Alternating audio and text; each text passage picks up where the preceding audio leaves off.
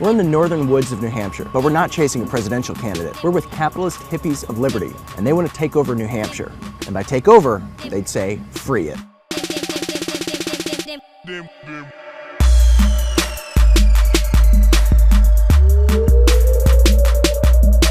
There's a sizable group of people in New Hampshire that are libertarians. A lot of them supported Ron Paul in 2008 and in 2012, and they're mobilizing.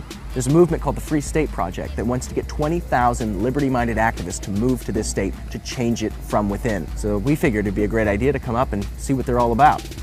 The Porcupine Freedom Festival is pretty much a showcasing of both New Hampshire, the ideas of liberty, the community. I hope and believe we can build a beacon of liberty here in New Hampshire. And that's why over 1,000 libertarians have come to live in the forest for a week to see what it's like to live in a stateless society.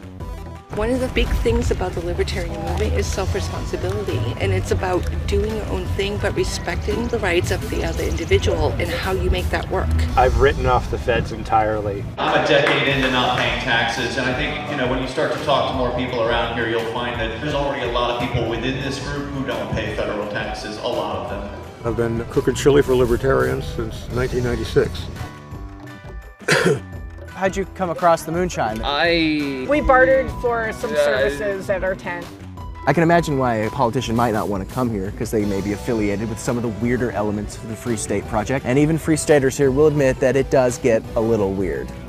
Okay. You just put bug spray in your mouth. Well, it's natural ingredients, not that bad. There's things that are darn close to X-rated up here. And when only the more extreme elements come out and showcase these things, you're missing a lot of average everyday Joes that are libertarian. Wouldn't some people say that the guy on the four-wheeler with the Confederate flag is more extreme?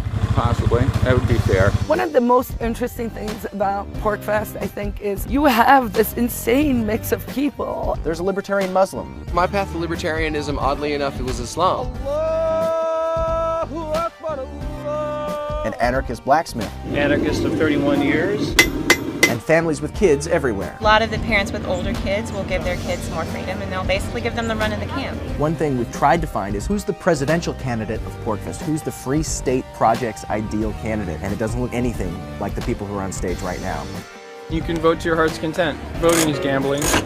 What you promise is not always you get. Quit while you're ahead. I was a Ron Paul fan. I'm probably going to be a Rand Paul fan, but I'm leaning a little more on the anarchy side these days. Rand hasn't come to any of our official events, but he has met with us informally. It's one of the only vending machines in the world where you can buy some milk duds, a marijuana test, and some ammunition.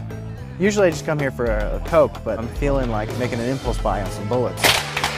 Now when we're done, how does it know? Well, you'll pull the trigger and it won't go bang.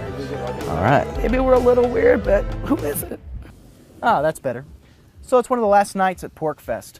Behind me, some kids are playing lacrosse in the field, right in front of the stripper tent, where there'll be a bondage show in a couple minutes. And that kind of sums up PorcFest in a nutshell. People living their lives, kids and families, strippers, and us playing with fire, as God intended.